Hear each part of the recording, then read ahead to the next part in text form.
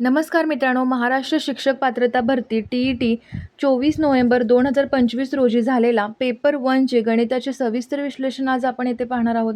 हे प्रश्न अगदी सेकंदात कसे सोडवायचे आणि कोणत्या शॉर्ट ट्रिक वापरायच्या होत्या हे आज आपण येथे पाहणार आहोत. त्यापूर्वी चॅनलवर नवीन असाल आणि TETची तयारी करत असाल तर सबस्क्राईब करायला विसरू नका. चला तर मग सुरुवात करूया. प्रश्न क्रमांक 93. 11:15 वाजता घड्याळातील तासकाटा व मिनिट काटा यांमध्ये किती अंशाचा कोन येईल? अगदी तोंडी पद्धतीने तुम्हाला सोडवता येईल प्रश्न. अशा पद्धतीने आपण इथे एक्सप्लेन करणार आहे. तर 11:15 म्हणजे 11:15 हे आपण घड्याळाचं चित्र काढूया. हे असेल 12 आणि आपला काटा कुठे असणार आहे? 11.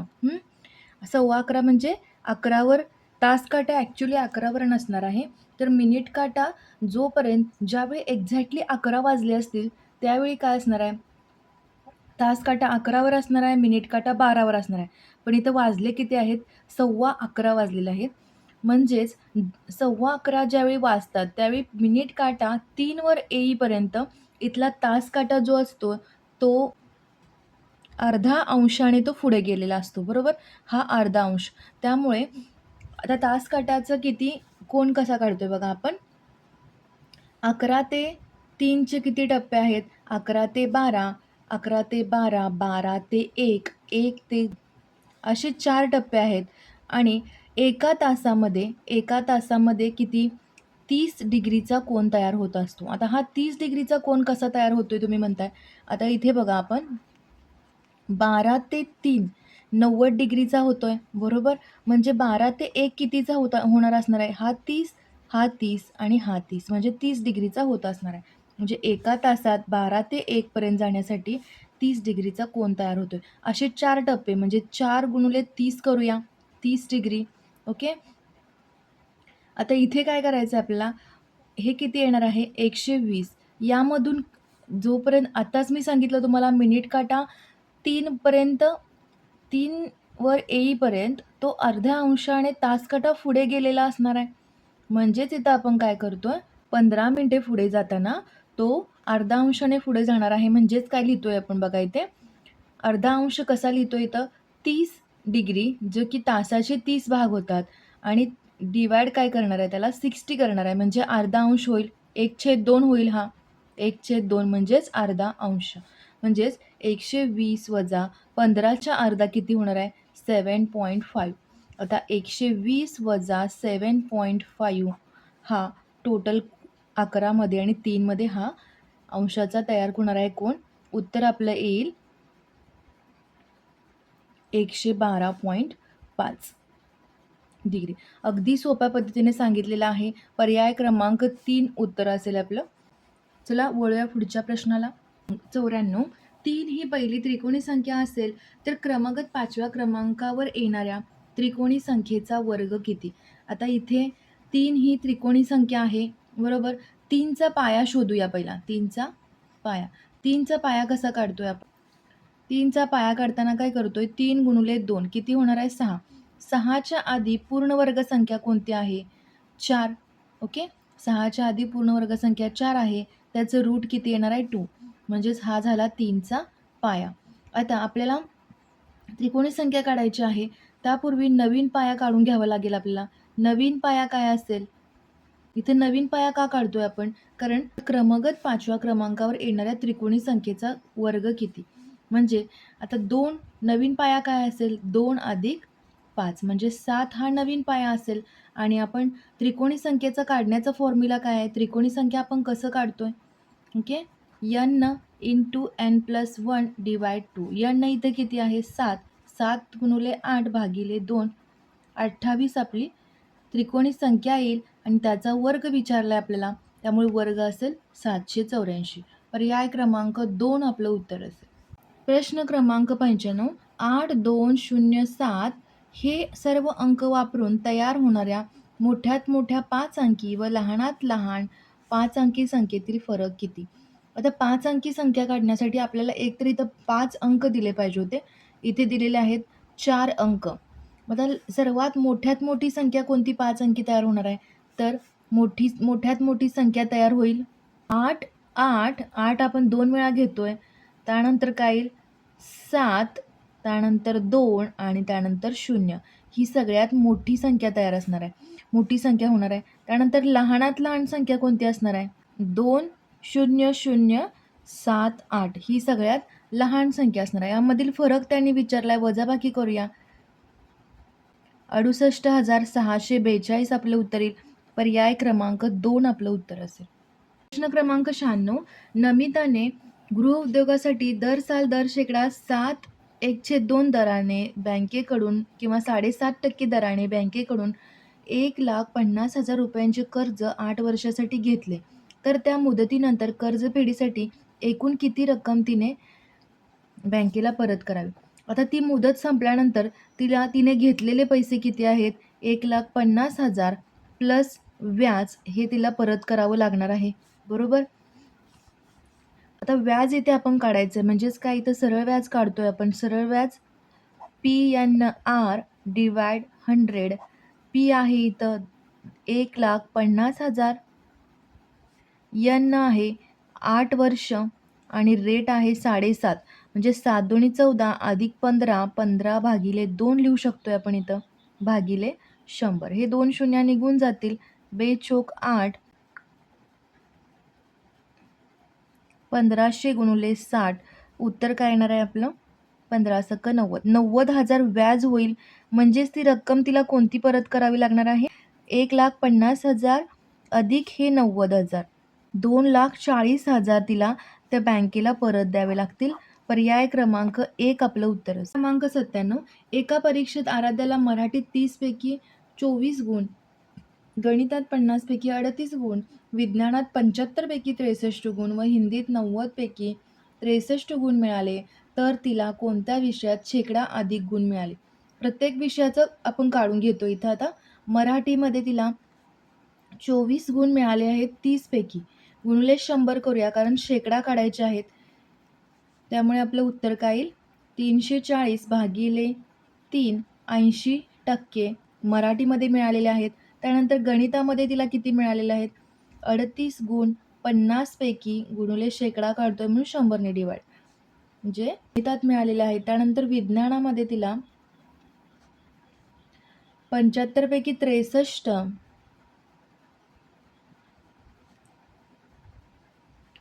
84% मिळालेले आहेत. आणि तिला शेवटचा विषय आहे हिंदी. हिंदीमध्ये तिला 63, 90 पैकी 63 मिळालेले आहेत.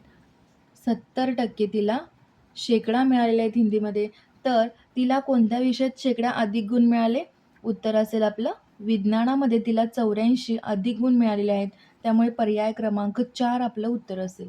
प्रश्न क्रमांक 98. सोनालीने 50 डझन केळी रुपये 60 डझन दराने खरेदी केली व रुपये 550 शेकडा या दराने विकल्यास किती रुपये नफा किंवा तोटा होईल?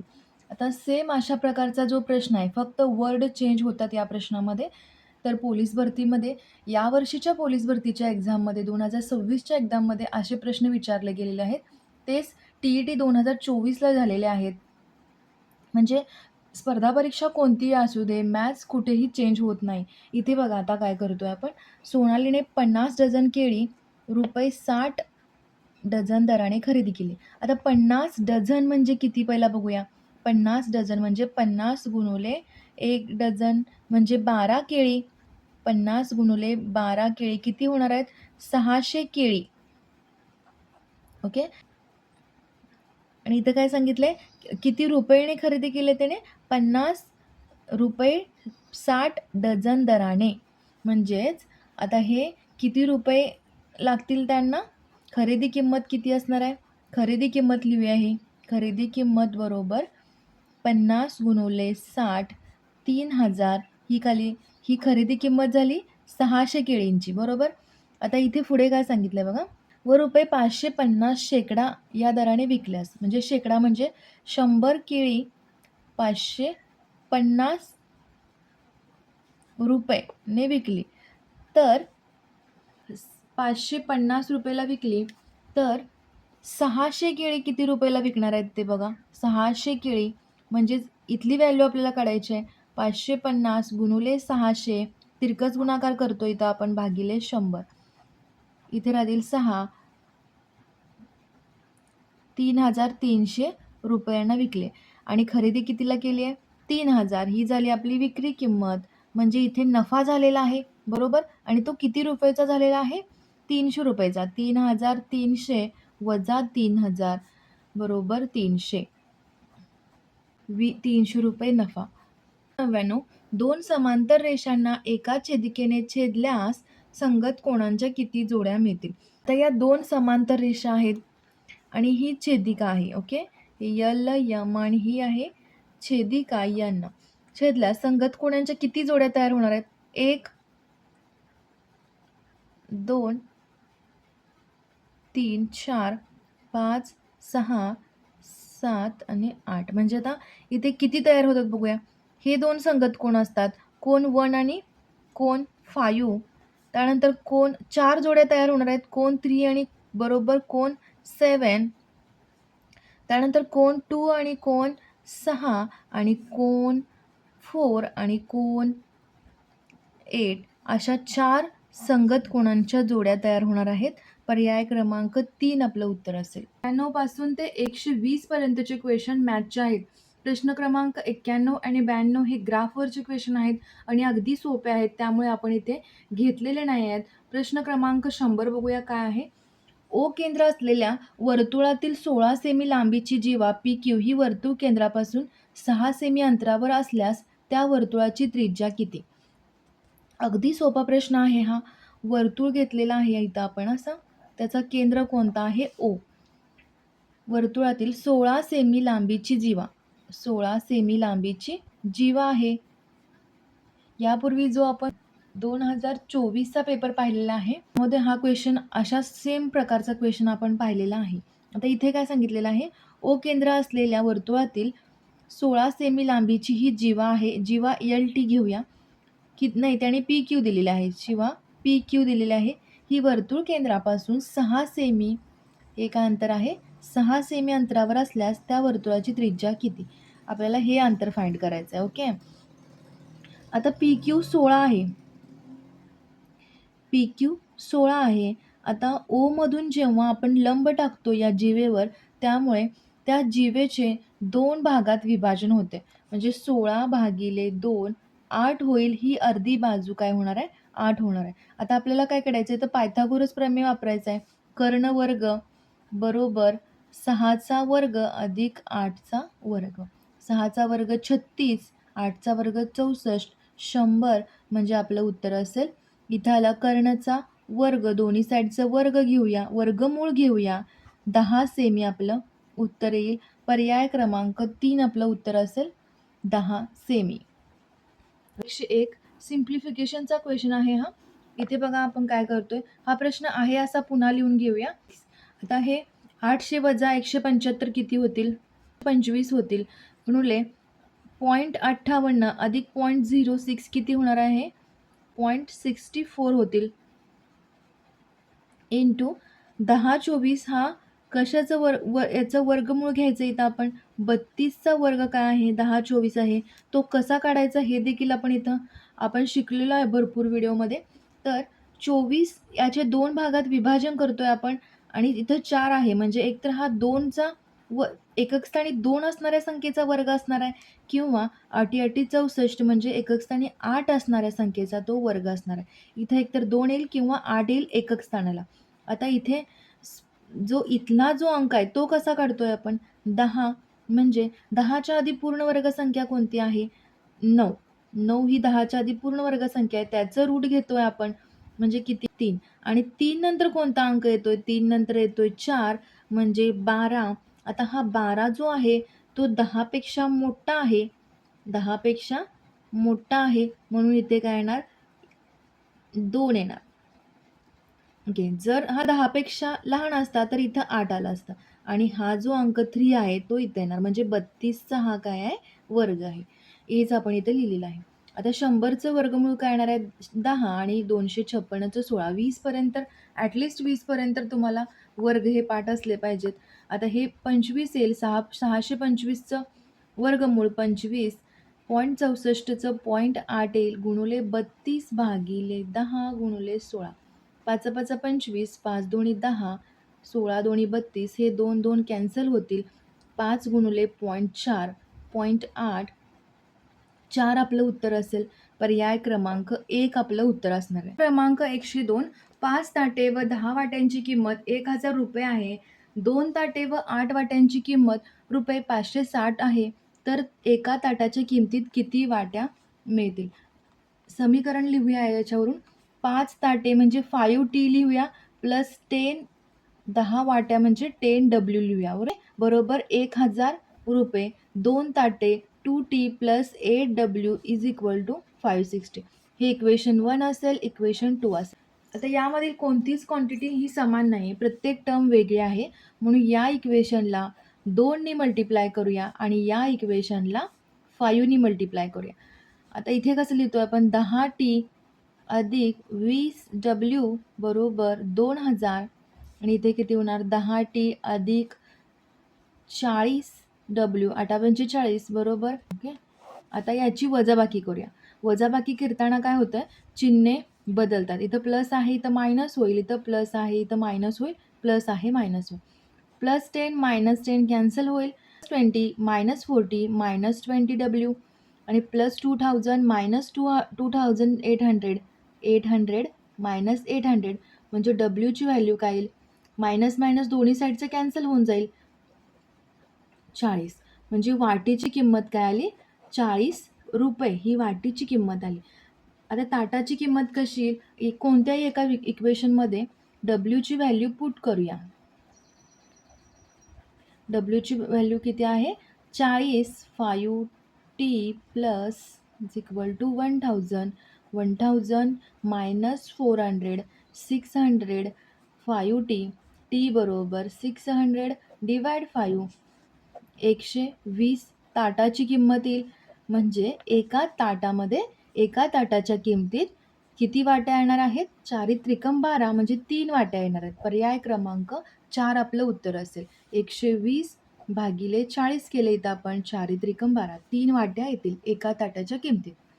72 आणि 96चे सामायिक विभाजक किती आहेत? 72चे विभाजक काय आहेत? 72चे विभाजक आहेत 1 2 3 4 6 8 9 12 18 24 36 आणि 72 हे 72चे विभाजक झाले. आता 96चे विभाजक काय आहेत बघा. 1 2 3 4 6 8 12 16 24 32 48 आणि 96 हे झाले 96चे विभाजक. आता इथं सामायिक विभाजक 1 2 3 4 6 8 12 24 36 आहे का? नाही. तर 72 पण नाही. म्हणजे 1 2 3 4 5 6 7 8 8 आपलं उत्तर असेल. 8 सामायिक विभाजक आहे. म्हणजेच दोन्हीमध्ये सुद्धा हे आहेत. एक 72चा विभाजक आहे, 96चा आहे, 2 आहे. अशा प्रकारे 8 विभाजक हे सामायिक विभाजक आहेत. चला वळूया पुढच्या प्रश्नाला. प्रश्न क्रमांक 104. एक भिंत बांधण्यासाठी दररोज 8 मजूर लावल्यास 5 दिवस लागतात. मजुरांची संख्या 5/4 पट केल्यास 30 भिंत बांधण्यासाठी पूर्वीपेक्षा किती दिवस कमी लागतील?